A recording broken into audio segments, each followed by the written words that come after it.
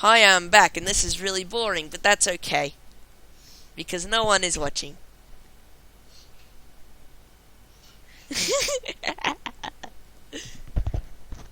Okay, so now what I'm going to do is jump around. Jump around. Is that illegal as well? Singing jump around. What? I'm asking you. My sister. I'm asking my sister if singing jump around is illegal. She's not answering. She doesn't know. You're the one from Happy Gilmore. Whatever. So now, what I'm going to do is that input.get. Okay, hang on. Where are we up to? Oh yes. Instead of debug, we will keep that debug for the moment. We're looking left or right. We'll keep that debug log. But now, we'll have to set dir to other things. One thing though, I want to keep this entire OR statement on its own, because then I want to get that, and I will only use that, and even if that OR statement is true, I'll only use it if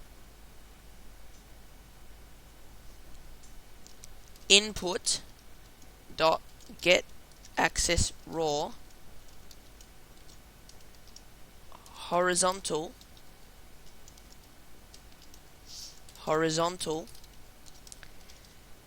equals 0. So you have to, this will only be if you're not pressing left or right. Then what will happen is dir. Okay, what will dir equal? To think about this.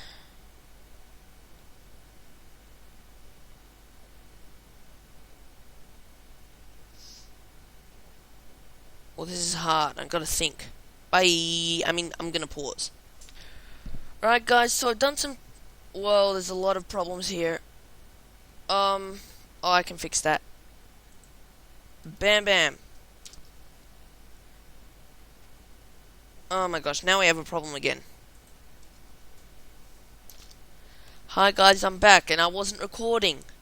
I was just saying, I was been thinking a lot about this. Well, not a lot, but a little. And I realized that I need some type of sine or cos of an angle of how far up the horizontal I'm looking or something, to figure out how much to go up or down.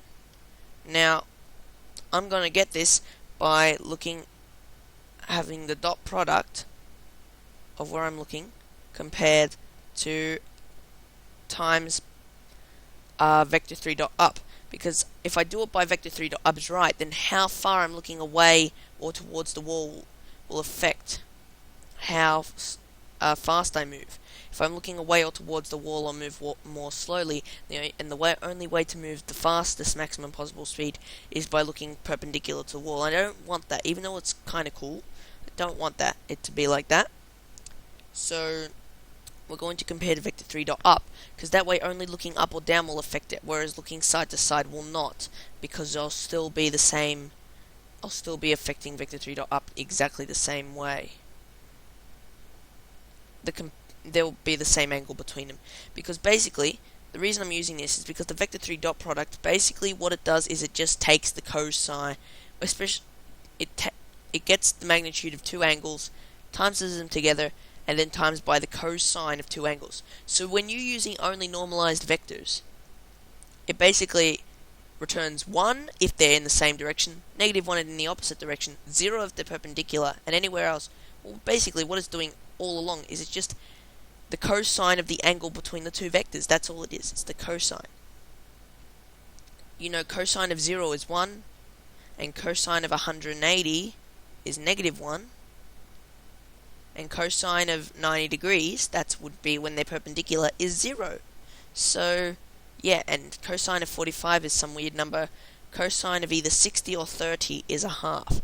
That's why I was thinking about whether to use a half for these or not, because I didn't know whether whether the half would represent 60 or 30 degrees. It's one of them.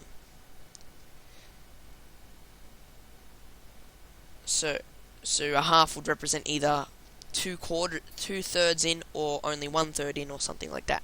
So we're going to set dir in the vector3.up direction. And the problem with comparing to vector3.up is I'm getting a cosine from the middle, which means I'll have to invert it or something. Let me just do some more thinking. Alright, it's perfect, because what I was thinking was that if I were to take the angle between this vector and like the horizontal plane or something, I could use the sine of that angle to figure out how much to go up. And I thought maybe comparing to vector3.up wouldn't work, but then I realized no, it works perfectly because the dot product of vector3 is the cosine, and the cosine will be how much up or down it is. It literally is how much it is of a vector3.up that I am. So it's fine. So dir equals vector3.up times the vector3 dot product. Hi, Bubba. Stop it! You're in the video! Maybe. So, anyway, I'm back. After that interruption that you actually heard because I didn't pause in time. But that is fine. Vector3, actually, stop here in the video was after I finished pausing, just to let you know. So the vector3 dot product, and I think this will do vector3 dot up and camera dot main transform dot forward. That will be fine. Yes, equals vector3 dot up times the vector3 dot product of up and the camera main transform. Yeah. Ain't that great? So it's how far upwards it goes. Hang on.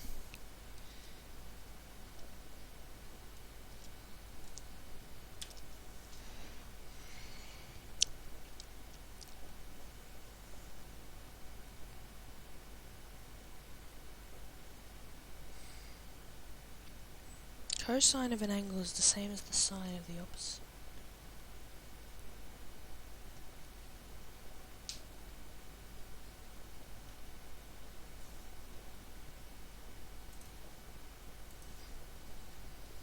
Twinkle, twinkle, little star, how I wonder what you are, high above the world so high. I don't think that's... Oh, it's up above. Up above the world so high, the world so high, like a diamond in the sky. Twinkle, twinkle, little star. Oh my gosh, I'm recording. What the heck? I'm not meant to be. I'm meant to press pause, guys. Ignore. So, guys, I've been thinking, and I think that if I take away 90, if I get 90 degrees and then take away the angle to get the opposite angle of the of what the dot product gives me. Wait, no, I need to uncosine and arc cos and then find the cos of that, I think. We'll see. But I think that at the cosine of 90 minus any angle, it equals sine of x. Perfect!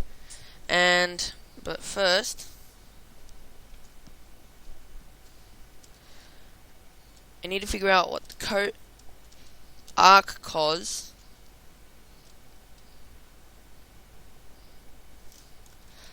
arc cos of x.